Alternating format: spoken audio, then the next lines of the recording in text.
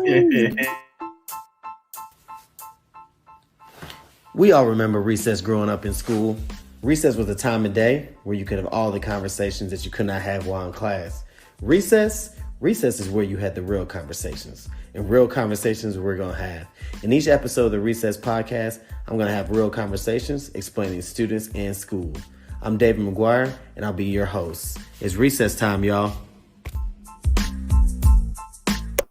Hey. What's up, everybody? Hey, what's going on? What's happening? The ice cream man. Can't you hear the music? You know it. You know, this is season 3, episode 16 of Recess Podcast. I'm your host, David McGuire. I'm back. I promised y'all 16 episodes ago that I was going to do this. And I had to make sure the timing was right. But I got I got 3 dynamic Black educators, Black males, Black leaders, but more importantly, Black fathers. And we about to have a conversation from our perspective about the education of Indianapolis Black children. So yes. I got my boy Patrick Jones, Brian Deakins, and Marlon Llewellyn. What's up, fellas? What do? Hey. What's going on? Hey, man, we're going to have a good show. So if you're tuning in, first-time listeners, we'd like to welcome you. Many of you who are joining us, I appreciate it. Like, share this video, share the podcast. Engage with us. We got a comment feature, so definitely jump into those features. And so if you are tuning in, what I need you to do is hop into those comments. Let us know you in the comments. My boy Marlon, where the pink Moscato at, man? Show him the. It's gotta be that peach. Where peach? You know where's the? There it is. So if you in the comments, man, go ahead and hop in. Let us know that you with us. We're going to jump in. We can't share our secrets. We can't share all our secrets. All right, we can't give them all. We're going to give them all. So, look, we're going to jump in introduction. So, fellas, we'll go round robin. Just tell them who you are, what you represent. We'll dive into the questions. So, I'll start off. Jones, I'm going to start off with you, man. Let the folks know who you are. That's perfect, man. Yeah, my name is Patrick Jones. I'm the Senior Vice President of Leadership and Equity at the Mind Trust, which essentially means I oversee the internal and external racial equity work at the organization. And I'm also affiliated with Melanated Leaders, which is a leadership organization here in Indianapolis, which aims to build a community, build capacity, and provide opportunities for candor for leaders of color here in the city. Love it, love it, love it. Marlon, let the folks know who you are. Well, Marlon Llewellyn, a.k.a. Mr. L by my parents and everybody who love me. Currently, I'm the program coordinator at Marion University in the Leadership Academy, where our goal, or my goal, is to find the brightest and most talented leaders across this city, train them up, and put them in this ecosystem and go do the work. Love it, love it. And last but not least, Brother Brian Deakins. Let the folks know who you are. Yes, sir. Yes, sir. Probably new to a lot of folk. Brian Deakins. I am currently the District Culture and Climate Coordinator for the Indianapolis Public Schools. Went back home, responsibility of helping school leaders to create a culture where we decrease disproportionality, especially with our boys, to increase academic outcomes for our children and just make sure education is fun again. I love it. I love it. So again, you heard their background, but let me give y'all reason why I wanted to do this episode, man. I've had the privilege to engage in this work with each of these gentlemen. I consider them like big brothers and mentors, and have gone to them and talked to them. L, when I first got out of principal, we was at Tinley together. Jones was overseeing me and helping me get into the leadership. And me and Deakins, man, we go way back when I was just young in the education game, man, trying to do something massive, man. He was the first one to really believe in the work that I was doing, man. So, man, it's just an honor to be here with y'all. And we're going to have a good conversation. So, listen, if y'all don't know about the conversations here, the Recess Podcast is real education conversations, explaining students in school. And I promise it's going to be a real conversation. We're not holding back. So you might hear something that makes you feel uncomfortable, but that's good because Martin Luther King said life begins when you're uncomfortable. So we're going to step outside of our comfort zone. Yeah. Jump into a little adaptive leadership. Nah. We'll talk about it. They ain't ready for that. They ain't ready. Shout out to the Jess. What are the factions? All right, let's jump right in. We'll make it easy. I see the folks in the comment. Sister Cassandra, love seeing you there. Appreciate it. Hey, showing us some love. Hey, Cassandra. Right there. Brother Idris, we see you. Yeah. And my boy Michael, who's always tuning in. Loving the show, man. I appreciate it. All right. So, fellas, and I don't care who goes first. So, look, we're all in this school reform space or whatever you want to call it.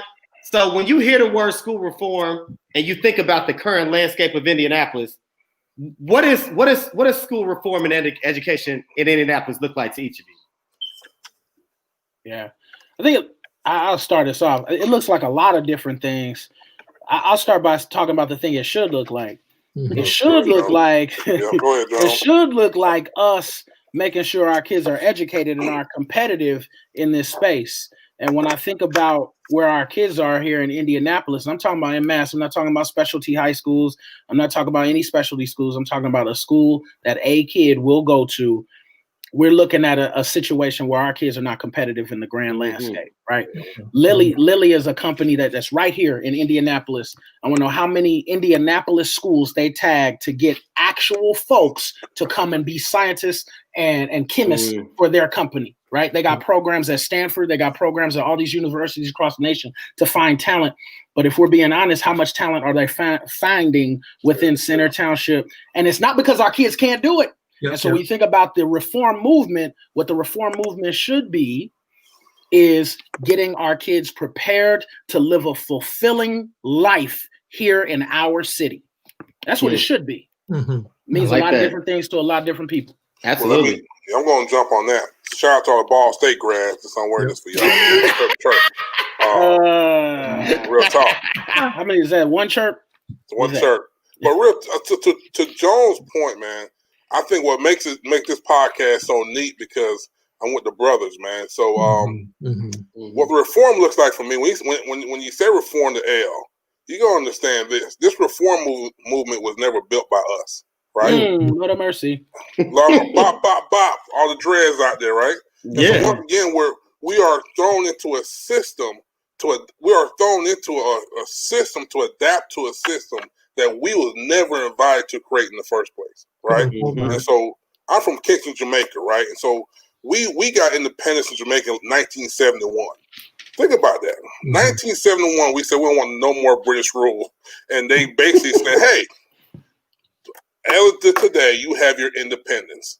So every year I celebrate independence in Jamaica, I laugh on the way, we only 40 years old, but black folks living on the island for how many other years, right? And the same thing goes with reform, right? We're building a system and now saying black and brown people come adapt to the system. So there's never no true ownership to a system. And so now we enter a system that was created for us, not by us. And now you're telling us, say, hey, survive, educate your kids. But if you invite me to the party at the onset, the system look totally different right now. Love it. Dinkins, what you think, brother? Yeah, man. Well, the brothers are hitting it on the head, bro. I when I hear the word innovation, it says to me, I'm trying to do something different than what has been happening. Just doing it a different way. But we getting some of the same outcomes, man. So if we're taking something that wasn't effective originally, and not to say that we have a lot of pockets of success, man, but if it's still, like you just said, it's not owned by us, designed by us, created to meet our unique needs, the needs of our community, then I think innovation is just a cover word to do experimentation. You know what I'm saying? So we really, really, really got to get to the root cause of why our children are not having the success that Dr. Jones was talking about earlier, man. How do you grow up in a community where you have access to billion-dollar companies and you still have gross poverty in schools and kids that don't have access to regular quality teaching, all those things, man. So we got work to do. Yeah, we definitely do. So look, man, I had to ask this question, man. And I really want to get it. We can touch on it from a standpoint of being black educators and black men, but I really want us to hit on this one for how we're doing this work as you guys are doing this work as Black fathers, because you have children in the system in Indianapolis schools. So when in this time of racial unjust and unrest in our country, man, how have you as Black fathers, Black educators, Black leaders navigated this space, but still remain focused on the task that we all trying to do, man? How have y'all been able to do that with everything that's happening right now? The best we can. Who's going first? I'll go. Go ahead, Brian. Man, I'm blessed, man. I have a 5-year-old and 7-year-old girls, man. So there's no football, but they are beautiful and brilliant. Mm-hmm. And you know, I've learned some things, man. So we put our babies in a Spanish immersion school, right? And the beauty in that is they're being exposed to a different culture. They're gonna learn a new language. But I often leave, man, after dropping them off and coming back to the crib and jumping on with these principals and ADs, and I'm going, they are developing schools in my neighborhood that are unique to a Latinx community, which is beautiful. But I don't have an option to put my children in a school that talks about the Afrocentric philosophies and beliefs that I'm trying to pursue now as an adult, right? So I'm doing the ancestry, I'm doing the African ancestry. I'm trying to find out where my roots are, because I know that as missed, is not taught in school, not educated. I'm trying to find the balance of making sure that they get everything that they need and deserve, but also position myself, man, to help the babies who don't have two parents and the supports that my children have every day, man. And sometimes I won't say it's conflict. I won't say, but you got to borrow time from somewhere. You know what I'm saying? And sometimes the home might lose 5 minutes. I just left a soccer game and I had to leave at halftime to come be with the brothers. And she was okay. She gave me a kiss. She said, "Go, daddy, do your thing." You know what I'm saying? But it's the cosign. Nice, yeah, absolutely. You got permission from the boss, Dink. Yes, sir. Anybody who knows how I raise my kids know I believe in educating kids twice. So I know that I send them into a racist environment the second I send them to school. I know that I send them into the belly of the beast the second I send them to school. And I know that because of the country I live in. So then I have to understand what I have to do at home, right? I have to educate my kids at home about who they are. I have to arm them, equip them. I have to make them warriors in this fight. So then they walk into the school and a teacher says things like, "Your son is lazy." This has happened before. And a teacher says things like, "I don't know if your daughter can cut it." They know I don't care what this teacher says because my father has already told me who I am. Because somebody has already expressed to me that I am an amazing person and that my culture is amazing. And I don't have to depend on you for my greatness, right? I don't have to depend on you. I'm depending on you for this math. And I'm depending on you for this reading. But when it comes to understanding this Constitution, you understand what I'm saying? My father will walk me through this. I'll do whatever task you ask me to do, but my father will walk me through this Constitution and this Bill of Rights. That's right. And so, man, so to that point, it's great going to last, right? Ooh, that's fire there, boy. But to that point, I never sent my kids for them to teach my kid, like Jones said, teach my kid math. Teach that joker English, social studies. Nah, not social studies. Teach that joker English, math, right? A little science. And so what me and my wife do here, we pour into our kids at home on a daily basis, right? And so Black folks got to stop depending so much on education to do it all for our children. Because we got dads at home now.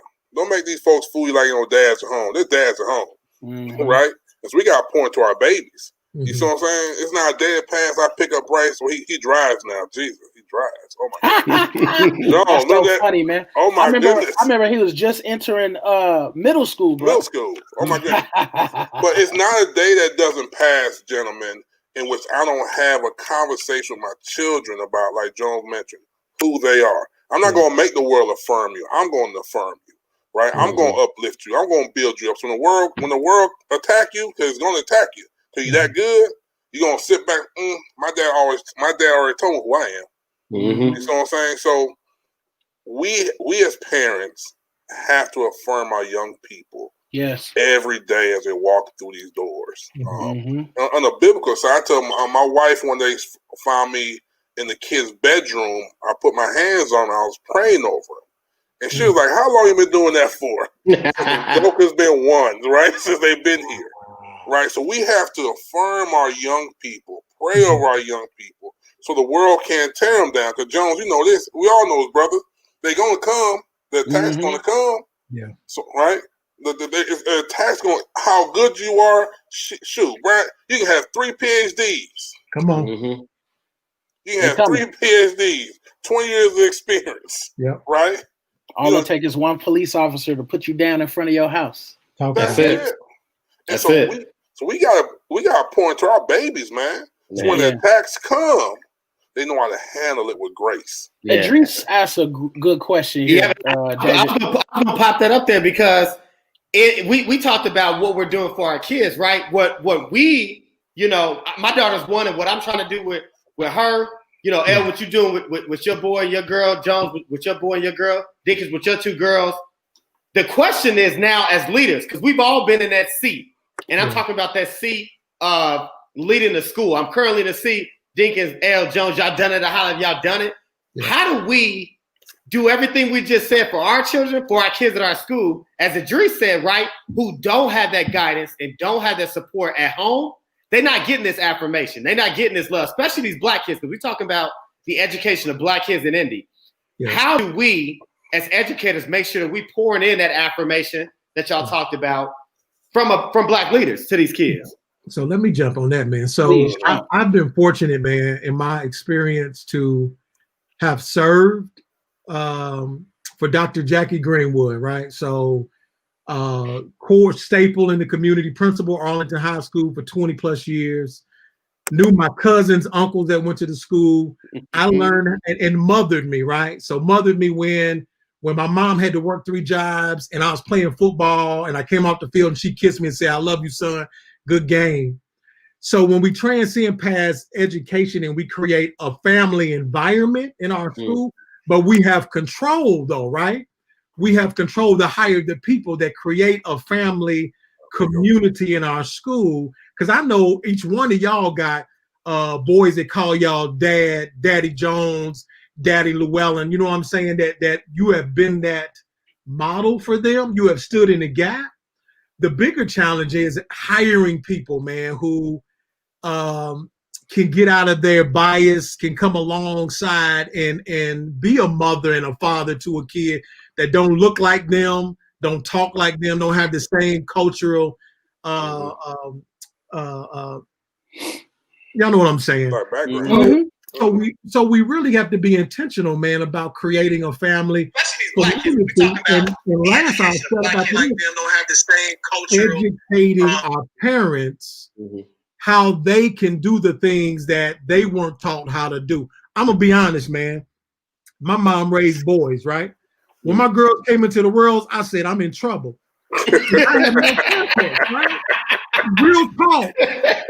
First time, man, I had to take my girl by myself. My wife left me, right? I had to drive. My baby said, I got to use the bathroom right now, Daddy. I said, no, we got 20 minutes. I had to take her into a Panera Bread and didn't know to take her in the boys' bathroom or the girls'. This woman came out the woman's bathroom and said, you need help, don't you? I said, yes, I do. Please help me. Took my daughter, man, to the restroom. I thank God every day for that woman because nobody says, hey, as a father of girls, you need to make sure you have diapers with you. You need to make sure all these things, we don't, if it's not passed down, it's lost. You know what I'm saying? So we have to help fill those gaps too. Man. So I think, man, also I know what Dries, man, that's my view of leadership has always been the same love and attention I give my own kids. I'm going to give the same love and attention to the building I'm serving. And I can stand here today on this podcast and say, there's nobody in this city going to say L didn't do that. You see what I'm saying? And so when you walk into that, we have to understand as leaders that responsibility that comes with being a school leader. You know what I'm saying? That's some big shoes, y'all. And so, David Jones, we've been in adaptive leadership, right? Reflecting and looking at things, right? But this role, so we can't take that leadership position for granted. And so I've always, before I went to Tinley as school principal, I used to always tell myself that. Now I turned down jobs prior to Tinley. I've always told myself this: I can never work for a space that my kids can't come to. That's good. Never. And I found an old journal and I wrote it down. And so the moment I came to Tinley, I had to show the family. And Jones, I talked to you about this. The first thing I did was this. I looked at my kids, said, "Kids, I'm going to Tinley." They looked at me like, "We ain't wearing them damn shoes." That was Bryce. Bryce said, "Dad, I'm not going there. I don't need that type of discipline." No. Mr. Jones, I ain't going there. No. I ain't going there. But my daughter Emerson, she was like, "Let's roll."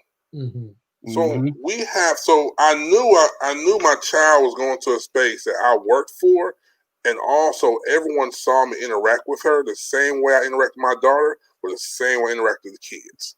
And the parents saw that. So as leaders, we have to understand that we have to go in there with a passion of love, the same passion and love we have for our own family. And so to Idris' question is, you got to find that leader that believes that, right? And understands that this work that we're getting ready to go on is not about you.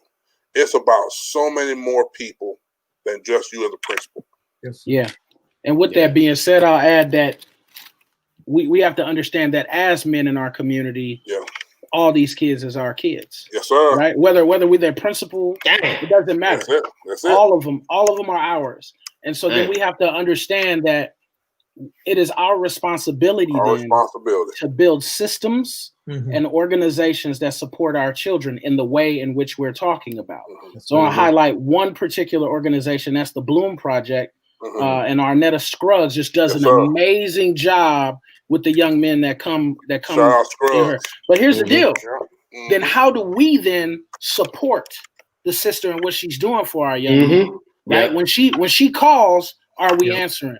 When she asks, are we gifting? Then we have to understand how we support these organizations. We have to understand that how is the work we're doing supporting our communities. So one of the things I did recently was through my LLC create a presentation on how I learn is different than I read, and how parents should really be preparing their children for I learn and not I read. I read is K through 1 material. And so then we have to understand that how do I equip, David was in this presentation, how do I equip the parents and the community members on the Far East Side with this information and get them systems to support the children within those neighborhoods? And then how can I continue to be supportive? Do I need to gift books to that area? Do I need to hold a reading workshop in that area? They already have some of those things. But the system is, how do we build systems to this thing? Because if we look at any we'll just call them foreign agents to this country, and we'll call ourselves as Black Americans, foreign agents to this country. When they come here, they have systems and infrastructure built in for them to be successful. The Jewish community still has, you go to Hebrew school when you become of age to learn how to be a Hebrew man. When you look at the Asian community, you're going to, or even the Persian community. I had a Persian student when I was in LA, they go to Farsi school. Because you have to understand what it means to be you. Where do our Black kids go to understand what it means to be them? Hey, Jones, you better stop that. You better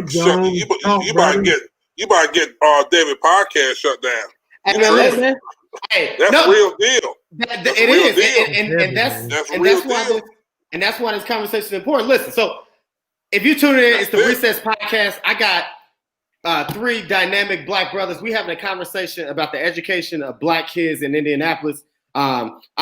Folks in the comments, man, showing love. I appreciate it. I got these scripted questions.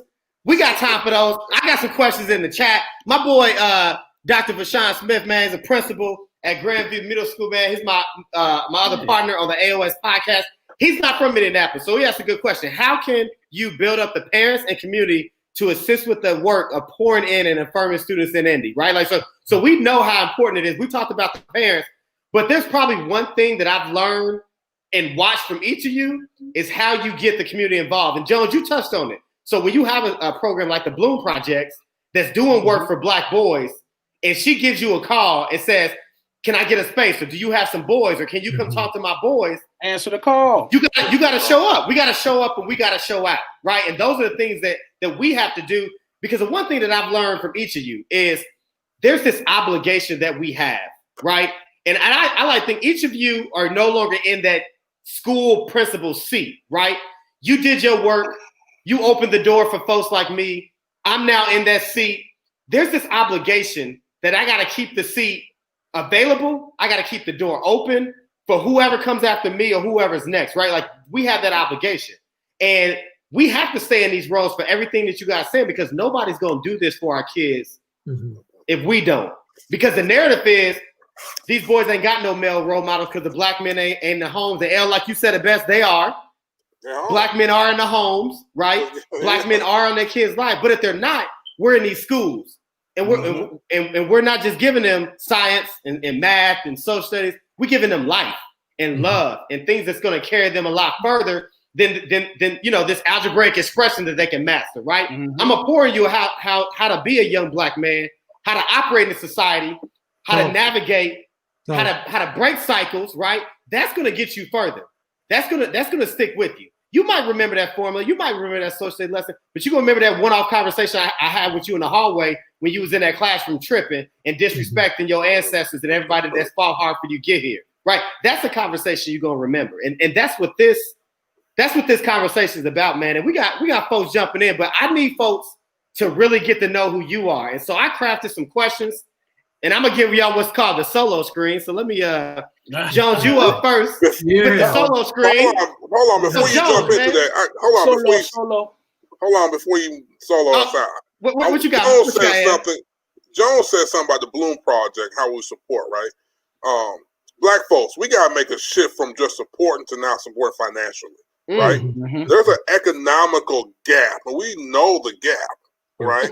We got to start supporting these great, amazing black women and black men who are out here doing this work. We got to support them financially, right? If you can go buy $100 worth of Jordans, then you go support something like the Bloom Project, right? So it's a financial and economical gap that we don't have access to that much capital. If I gave Bloom, if I had $1 million right now, and I gave her $1 million, guess what? She can replicate this thing across our city. But we gotta go beg for peanuts, and not just the financial capital. Get her the social capital to keep that money coming in. And so we gotta take a shift of just supporting, right, to not putting our money where our mouth is, and that's how we continue to make change, like real change in our community. Absolutely. All right, so Jones, look, man, I'm giving you the solo screen, man. Take a couple minutes, man. So you mentioned you worked at the Mind Trust. You gave the folks the title, right?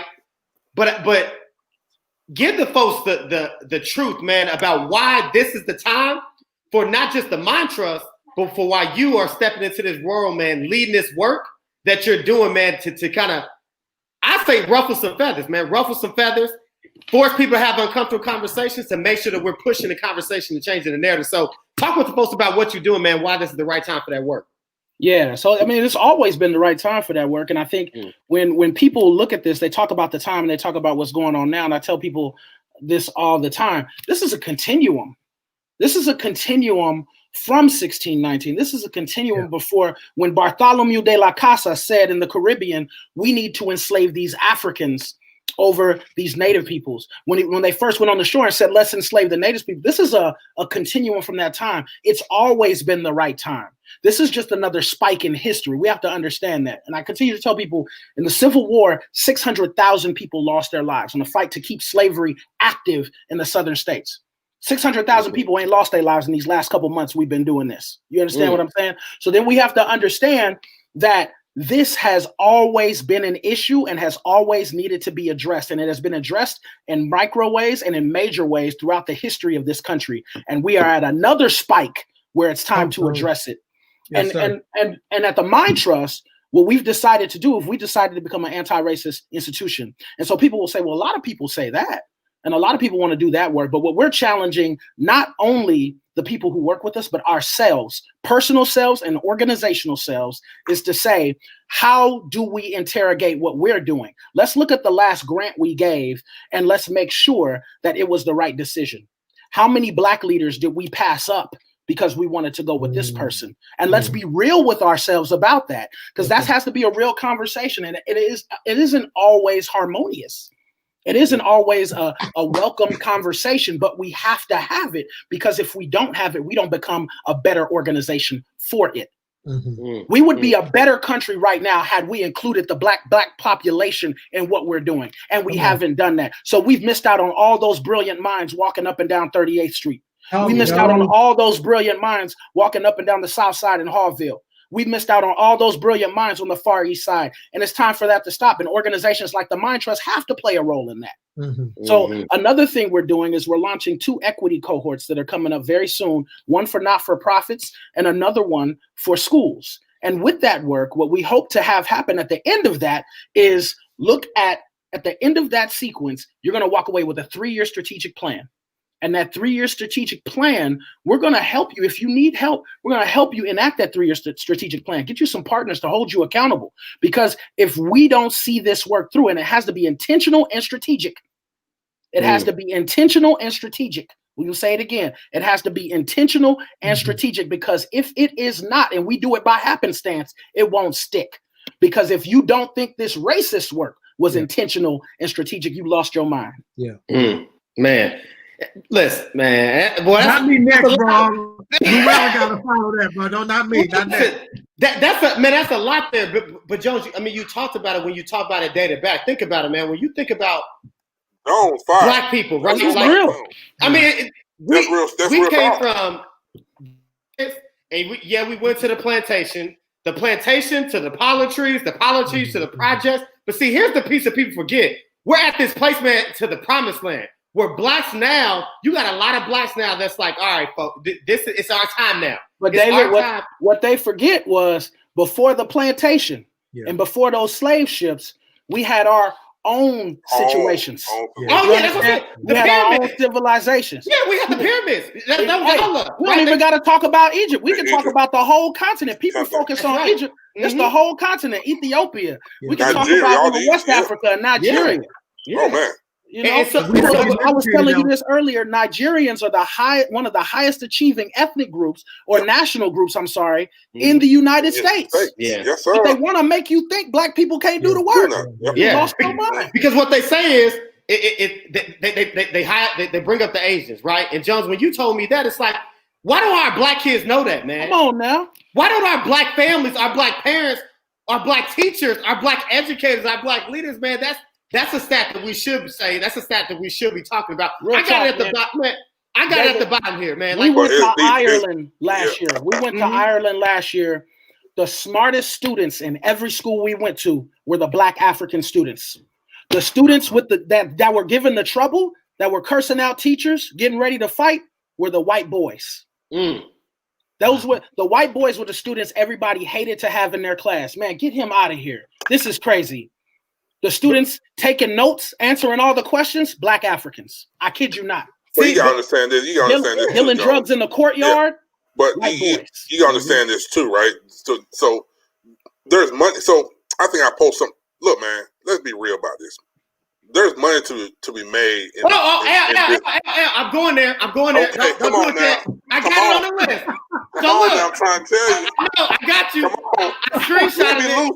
Let me loose. Let me loose, David. So here's what we're going to do, man, because I see you run up to it. Let me loose. Because listen, it's your turn for the solo screen, so your part's going to be too close, man. Listen, so this is what I need from you, man, because let me pray real fast, because boy, my wife at work watching this like, he better not go there. So this is what I need you to do, El. First, man, I want you to talk about the work that you're doing at Marion, because here's why. Man, you are leading a program, man, that's going to provide children, particularly black children, with the education leaders and principles that they need to have these conversations and get this uplifting. So I want you to talk about that work, man, and why that work's important that you're doing at Marion to build up these next generation educational leaders. And then I want you to touch on that piece that you shared this podcast with and what you said, man. So touch on the work at Marion, man, and then just let rip. Yeah, so first and foremost, man, I love Marion. Even though I'm a Ball State grad, Marion gave me an opportunity 10 years ago to explore this thing called leadership and servant leadership and adaptive leadership, right? And understand what what is the what is L North Star? What can he gonna do? What he not gonna do?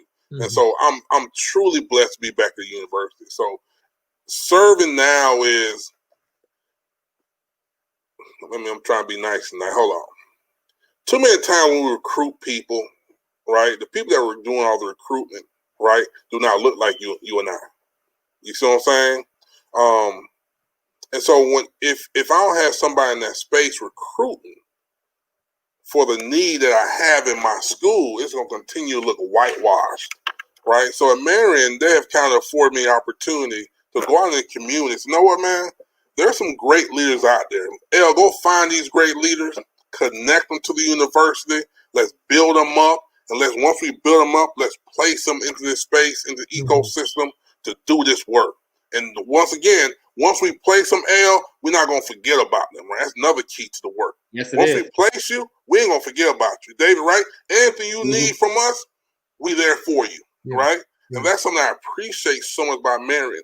Even when I took my first principal role at Tinley, I spent more time at Marion University getting lifted up, getting poured into. That made me a great leader at Tinley. And I'm so honored to be back, to find the right people, the right black males, right black females, right? They're just waiting for someone to affirm them, to support them, to come alongside them, to pour into them, to say, no, you can do this work, because guess what? Our babies need you in this space, right? We need you in this space, right? So that's work I'm doing at Marion. And I can't thank Dr. Britt enough, Dr. LaTanya Turner, who's now our new dean, Dr. Kurt Nelson. I work with some amazing people that believe that, and that's the mission. You're talking about Marion University in over 100 years. Their whole thing was about education, right? When those nuns came here and found that school on the west side, their whole thing was they want to be radical, right? We're gonna be radical about this work. We're gonna say, you know what? You don't have black kids, black teachers. We're gonna find black teachers. You don't got black leaders, we're gonna find black leaders. So to work in this space and work around some amazing people has really kind of rejuvenized me for this work, man. Because guess what? When I go to schools now, recruit people, when I talk to leaders, I have a story to share. You see what I'm saying? I got a story to share with them. Say, how you do this? And now I can pour back in the next generation and go out there and do this work, man. So that's what we're doing at Marion, doing some great partnerships, and just doing it right. So I'm blessed, man. I'm blessed. L, man, but before I go to good brother Dinkins, man, I'm gonna cue you up, man. So cue me up. Let me this is what you said. Moscato first. Hold on. Go ahead. Take a sip. Shout out. Moscato. Hey, man. Peace, Matter of fact, Moscato, man. y'all. Listen, Moscato, the Recess Podcast, man. I'm on episode 16, man. Get your boy an endorsement, man. Holla at your boy, man. Anyway, Moscato. Hey, holla at your boy on the endorsement. Anyway, L, man, listen. You said something. You said something, and I saw it. And I'm gonna make sure everybody else see it, because I need you to explain it, man. You said there's billions of dollars attached to perpetuating the narrative that black and brown kids are the key factions. And so we might have to define factions for folks that don't know. Shout out to Marion, organizational leadership, doctoral program cohort 1. Throw that out there. That are impacting the achievement gap. So L, man, tell them what you mean by that, man. What's that about? Man, it's just if you live at Marion long enough, you can diagnose problems, right? And so just sitting there reflecting about when I started education and leadership, it was whole narrative. Okay, it's a black and brown issue, right? I'm like, okay, and I can tell you right now, I drunk the Kool-Aid, right? Oh, it's a black and brown problem, right? All the black and brown kids driving down the achievement gap. So what we gotta do? Let's innovate, right? What we gotta do? Let's reform it, right? Like I shared earlier, we was never at the table when you started having these conversations about reforming our schools, in our neighborhoods, in our districts, right? So there's billions, like I said, man, there's billions of dollars attached to that narrative, and we have to understand to find out what the true narrative is. I think I shared in the last speaking engagement I had. In Indiana, I think it's about 2 million students, I believe, in Indiana, and of those students, about 200,000 are black students, another like 150 150,000 are Hispanic students, right? The day it's on the dashboard, right? Mm-hmm. And I said, wait a minute here. Of 1 million students, if 350,000, right, give or take, are Black and Hispanic students, what happened to the white kids? Mm-hmm. Right? Think about this, y'all. We never hear us going to Carmel to innovate and reform Carmel. Talk about it. We never hear us going to Crawfordsville. Carmel won't even take a meeting with the Racial Justice Committee to innovate Crawfordsville. We're not going to Speedway. We're not going to some of these rural communities across the city, right? But how do you decide to go innovate and reform 46218? Mm-hmm. 46226. 226, right? Mm-hmm. So when I made that comment, John, David, it's real. There's billions of dollars attached to perpetuating the same narrative that Black and brown kids are the reason why we have to innovate and reform our schools. If you look at the data, that's wrong. But my favorite quote is this. I know I'm a Bob Marley head raised up in Jamaica, right? So in 1971, Bob Marley made this song called Crazy Bald Heads, right? I encourage you to hear it. Listen to Google that song, listen to Crazy Bald Heads. In the song, Bob Marley said this: "We build your penitentiaries," talking about Black folks, right? "We build your schools." Watch this. "You brainwash education to make us the fool." Wow. 1971. Wow. And we are in 2020. And I'm still got to fight with teachers. I had a friend of mine called me today and said, I guess his son acting crazy on Skype, right? And the teacher said that he wants to be the boss, right? He wants to be the boss of everybody. And for this person I was talking to, he's the CEO of a corporation. And he said, I'll pour into my son for him to have that mindset. You're going to run some shit someday. But guess what? You're going from this white teacher into the school, she's going to look at him and say, what? Oh, he's too bossy. You know, looking at Johnny over there tearing up shit. And Johnny been tearing up shit. Right? But to our Black boys, you're going to say this: he's too bossy. He's too active. He can't stay in the seat. He don't want to follow directions. The guy I'm talking to, the CEO, he's pouring CEO behavior into his baby. So, jump to that question. There is a lot of money attached to this. Yeah. And we got to stop. We got to understand the research behind it and understand this. And go find the facts yourself. Don't drink that Kool-Aid. Man. Because I refuse for anyone to say that my Black son who has a 3.9 GPA. Go Bryce. Right? Because I pour into that. Or his friend that might have a 2.7. They're not the issue for the achievement gap. The issue for the achievement gap is a system. A system that was never created for us in the first place. Man, listen. Hey, look, so Dinkins, man, it's your turn. And I said this in the beginning, man, and I just got to make sure I stamp this, man. Back, man, it was probably 2000, shoot, I don't know, 2012 maybe. Dick's a legend around here, baby. You didn't give yourself some credit, man. So would you catch your boy Drew Brees, man? Would you text him? Hey, man, go holler at Drew, man. He was tripping. I'm about to give folks some game, man. Look. 2012, man, I was young, man. I wanted to do something because I felt like we needed more Black teachers, Black male teachers, man. And I got connected with a guy, man, and he's still doing the work, man. And the first person, man, that believed in it, I was 24 years old, man. Thought I was about to just change the whole education game, man, was Dinkins, man. He believed in me then, and see, that's powerful because outside of my dad and outside of the college, I didn't have too many Black males in education that truly believed in me like that, right? My dad, my blood runs through his, right? He's my dad. He got to believe in me. I went to Central State, man. I was a student there. They had to believe in me. Dinkins didn't have to believe in me then. He didn't have to. There was nothing tied into it for him, man, and he did, man. And brother, man, I definitely, man, I forever appreciate that from you, brother, man. And folks better know you, man, because you around this country, man, and you speaking. And so I want you, man, the work that you're doing, because you've been a school leader, man. You supported schools. You worked in schools. You've traveled the country. You talk, man. Tell the folks, man. We kind of know where it came from. You talked about it, the principle you had, man. But this work, man, that you're doing, man, with the way you pouring into other teachers and leaders and talking to parents, because I know you're doing that work for parents, man. Just tell the folks, man, how you doing this work, man, to make sure Black children get the education they desire and deserve. Well, first, bro, you give me too much credit, man. Too much, way too much credit, man. But I thank you. I give God glory and honor for the opportunity, man. And you know, I often, man, shed tears because the struggle was hard, right? So I'm a transition to teaching guy too, bro. I thought pro ball was it.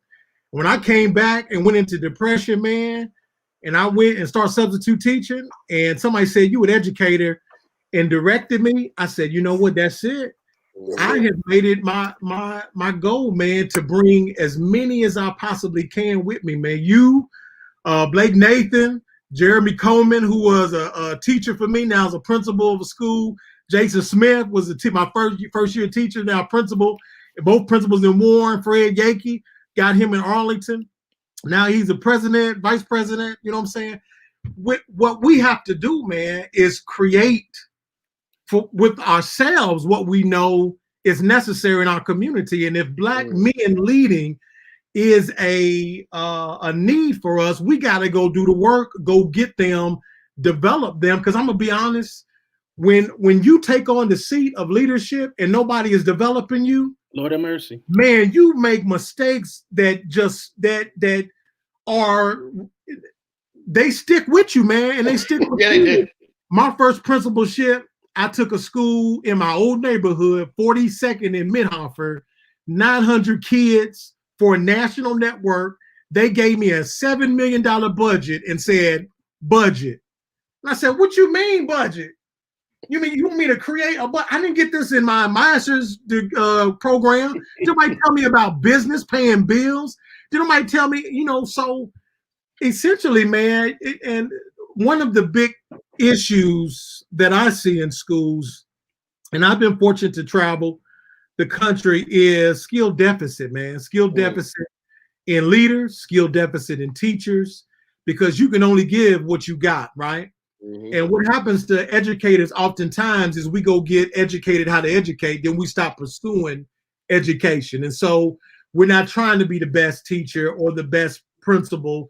And so that's why I stay around y'all, man, future doctors, you know what I'm saying? Because it's a journey. And if you're not being mentored along the way, children suffer. I'll tell you another aha for me. So I've served as principal 2 charter schools, a traditional high school, and a private school. And they all different. They all serve kids differently. Their programs are different, but the children that come to us are the same. They come out of the same community, same neighborhood. Exact same. And it's crazy. And y'all talk about money, man. So I'm gonna share. One group I work with created a financial arm. They bought these old buildings, $5 million that kids funded, put that money in this financial arm to buy the buildings, hold board members hostage. And if you said anything about we're gonna teach about equity, bias, then you got slapped in your hand. No, you won't. You won't talk about that. You won't teach African American history throughout the curriculum. So we still got work to do, man. I'm so excited about the leaders of color in our community, and I know Dr. Jones is positioned to develop them and strengthen them. And I have intimate conversations with them, and they'll tell you nobody has taught me how to do this. But for our children, they don't have that. We don't have the luxury of time to make a whole bunch of mistakes. Like when they come into us, we got to be ready for the program, develop them, expose them, and then lead them. And I'm going to tell you, lastly, man, I stepped away from the principalship 3 years ago and started a business. I started a consulting company. I've been able to travel nationally, and nobody talks about entrepreneurship. I just had a conversation with Joe. He kind of blew my mind. He said, folk who generate business, generate equity, put that money into things in their community that they believe in. And I said, well, nobody teaches us how to do that. Nobody teaches us what happens after education. Nobody teaches us that we should be teaching our babies entrepreneurship so that they can use the skill sets that they have to go be business owners when they leave. It's like a perpetual slavery. You know what I'm saying? It's I'm gonna give you this school experience and I'm gonna teach you these set of skills, but if you got any other skills, you just gotta figure that out on your own. I'm sorry, you ain't gonna learn about your history here. You ain't gonna learn about how to start a business here. You ain't gonna learn how to develop a food preserve on the Northeast side where there's a food desert. You know what I'm saying? We're not gonna teach you how to do those things because we need these scores so we can keep our schools under our roof, so we can pay people who sit up here and don't really do anything. You know what I'm saying? So it is so many layers to it. There's so many layers to it. You can walk through schools now, and I'll just shout innovation. And I'm not even talking about any, because charter school's been around a while now. Charter school ain't nothing new. Innovation ain't nothing new. Really, it just got a different name. You can walk through the schools, and majority of the teachers just got there. They literally, they're learning how to teach on our children. They're learning. Experiment. They learn how to teach on our children, and our children are like, "We know you don't know what you're doing." And the seasoned teachers won't come. They won't come. The stability in charter schools and the things that they've learned over time and grown in their practice, they're not bringing that experience to charter school. So we got a lot of work to do, man. I celebrate each of you all. When Dr. Turner gave me the opportunity to teach at Marion and teach in the principals program, I said, man, how fewer mistakes would I have made if I had got this experience early on. So yes, sir. We gotta nurture our own, man. We have to create a community that nurtures itself, that strengthens itself, that educates itself. That says, I'm not afraid to share all the mistakes that I made. Here, let me teach you what I did wrong, so you don't make the same mistake and be afraid to be vulnerable. Amen. That's it, big. Look, so man, we got about 10 more minutes though, but Jones got to go. So Jones, man, I'm gonna get to that tweet. Man, go for it. But before I do, man, I'm gonna give post this real. I'm gonna give him a 1 minute story, man. I gave y'all my story about Dinkins, and I got one for each of them. It was 2016, 17, maybe something like that, man. I was 28 years old. I just taught my ass off at Pike. I figured out how to teach, and at the same time, man, the work with Educate Me was starting to do a little thing. We had took some kids on the HBCU college tour, man. We was getting a little buzz, man. And Shawty Watson, shout out to her, took me to meet Kelly Marshall. And I was telling Miss Marshall about we doing this HBCU college tour. And unbeknownst to me at the time, Tinley Middle School was looking for a principal. Jones, who had led Tinley Prep, man, had did an amazing thing, was moving into the network to try to take what he did at Prep and take what Kelly did at Collegiate and do it across the network, man. And they gave me an opportunity. And I can say this, and I've talked about it on my show before, man, I failed miserably. But the reason why I'm sharing this because where most of the time some white organizations would have had a young black principal who would have failed, they would have pushed you to the side and that would have been it. But Patrick Jones said, let's I see something in him. Let's move him in another space. Let him see education and see leadership from a different perspective, and then we'll put him back in there. And gentlemen, you have no idea, man, you and Kelly, what y'all did for me in that by moving me into that MTSS role and now position me 4 years later, right, when I got a second chance that we often don't get. I got a second chance, man, because somebody didn't push me out, kick me out, man. They set me down and said, let me show you. Listen to me. Let me guide you the right way. And now I'm leading Tinley Summit, man, and we're doing some amazing things. But none of that would have ever happened had it not been for you. And for you saying, look, and he didn't get it right the first time, but there's something there. There's something in him. He got it. We just got to pull it out, and we got to put him in the right position. And that wasn't the right position, but this is, man. And you know, man, I tell you this, I'm forever in debt for you because of that, man, because most people don't get that opportunity. And you gave that to me, brother. So, man, I greatly appreciate that, man. And for always, man, you know you always got to advocate at me, man. And I told you, man, when you left Tinley, I was going to get it back there. And I'm still working. I ain't giving up. I'm going to get it back to the board days. I promise you that. So, Jones, man, real quick, because I know you got to run, brother, at 8:30, man. But look, you said something. I'm going to put you back on the solo screen. We can make this your final thoughts, and you get out of here, man. So you said, I'm hearing a lot of chatter about how much emphasis should be placed on student achievement because the racist origins of testing. The test is racist because we are consumed with racism as a country, as noted by our president's actions in the last debate. Jones, you said a lot there. You said a lot more in the thread, man. Your final thoughts, man. Hit the folks on what you meant by that. Yeah. So, I mean, I clarified in the thread as well. But I think the thing we have to understand is when we say we don't care about testing for our kids and we just have to love them, then the question we have to ask ourselves is, are we willing to love our kids into illiteracy? We have to understand where we are. Don't think that language started with these white folks. Don't think that mathematics started with these white folks. Mathematics started with black folks and Latinx folks. You heard of the Ashango bone. You heard of the Mayans and the Mayan calendar. You have to understand that education started with our people.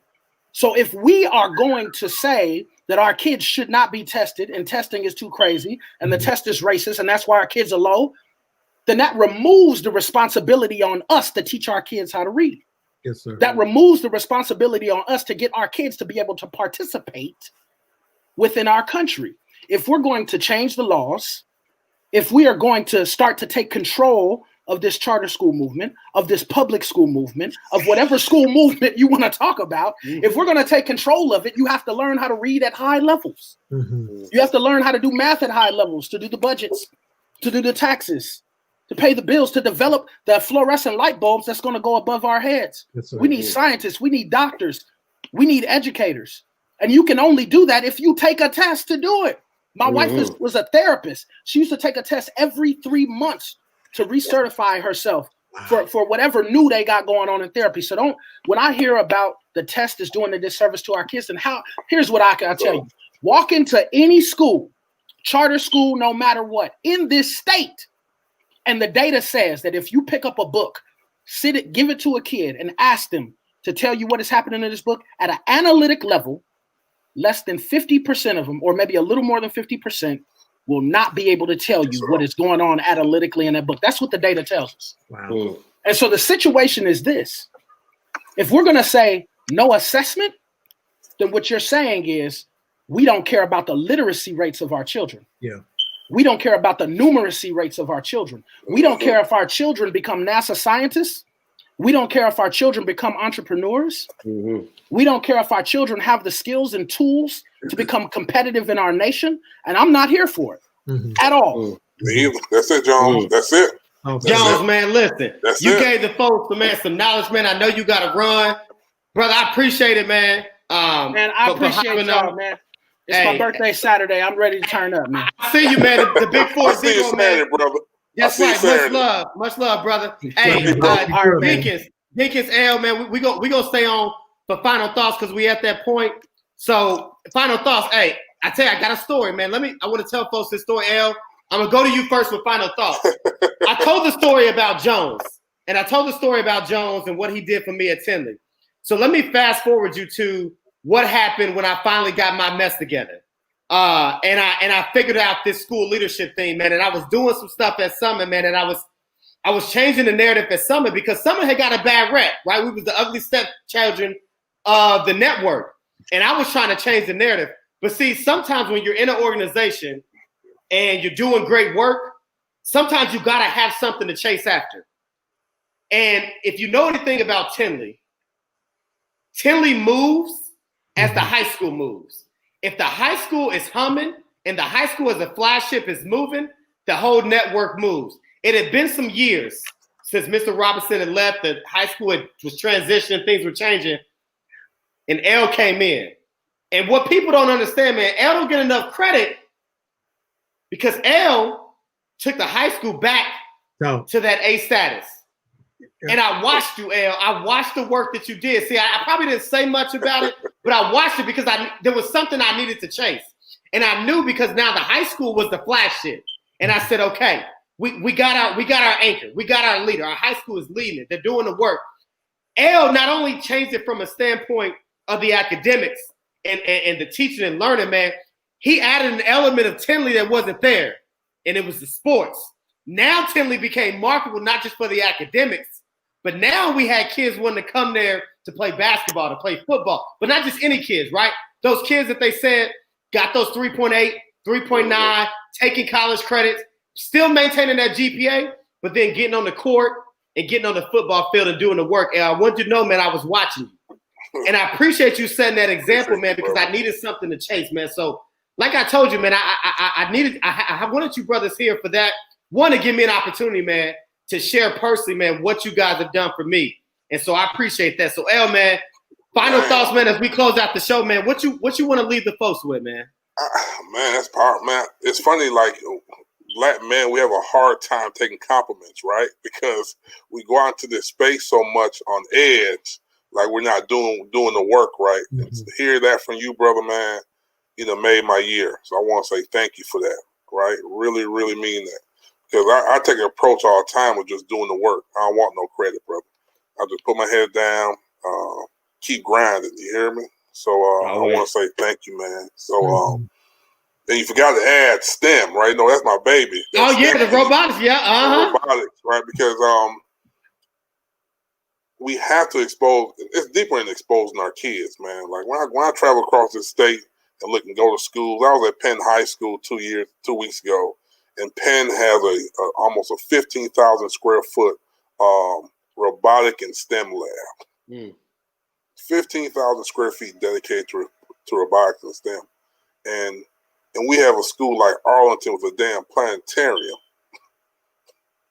A planetarium on the east side that no one damn uses. And you try and create next Bill Gates and next Elon Musk. You ain't trying to get from our community. So you close all the schools that should be humping that level. Still there. You see what I'm saying? So, yeah, brother. So my final thought is this, man. It's this word I've been the cool thing about being a man, we pray every morning, right? This morning we was talking about reconciliation and the power of reconciling, right? And so this podcast for me has been very uplifting because I can look at a Jones, look at a David, look at a Brian Dickens and say, look, brothers, if I did anything out of whack, if I did anything that doesn't meet up to my expectations, please accept my apologies. That was not my intention. Right? It's reconciliation, right?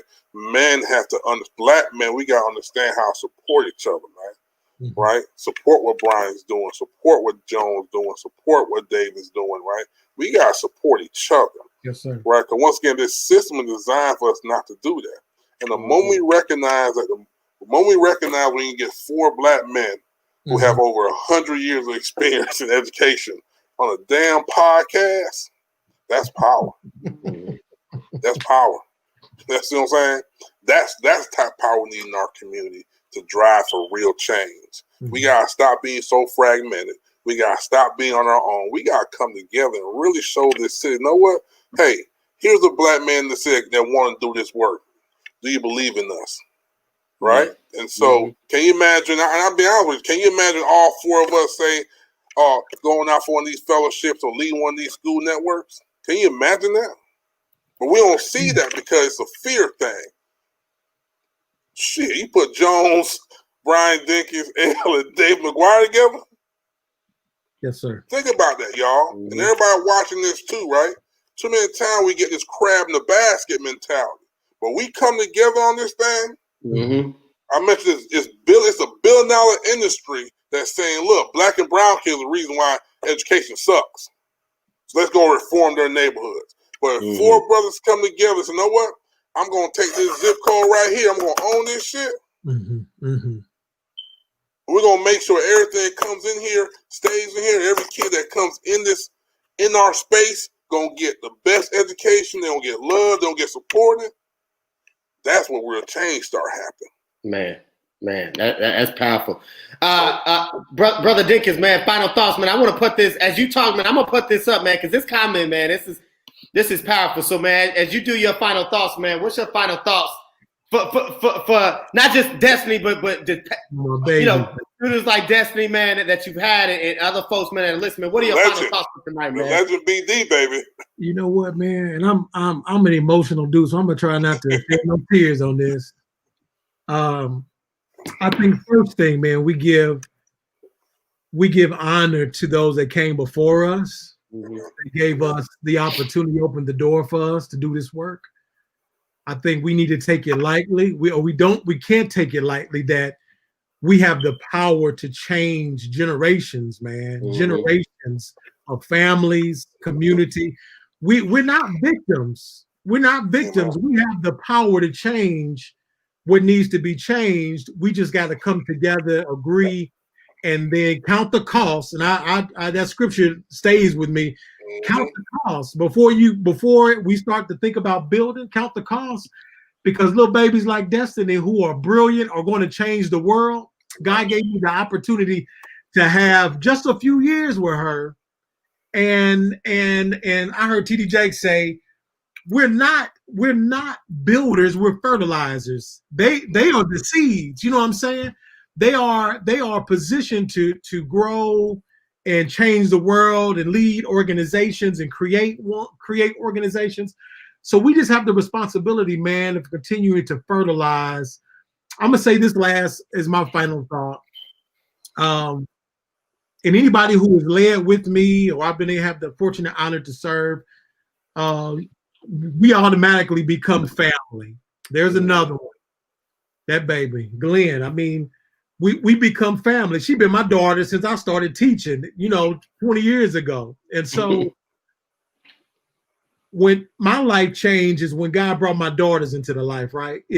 Even as an educator, I had no clue what it really meant to be a parent of a child. And so I just want to leave a final thought to parents. One, early education, as early as you absolutely can. And I've heard mama say, I'm scared to put my baby in school at 3.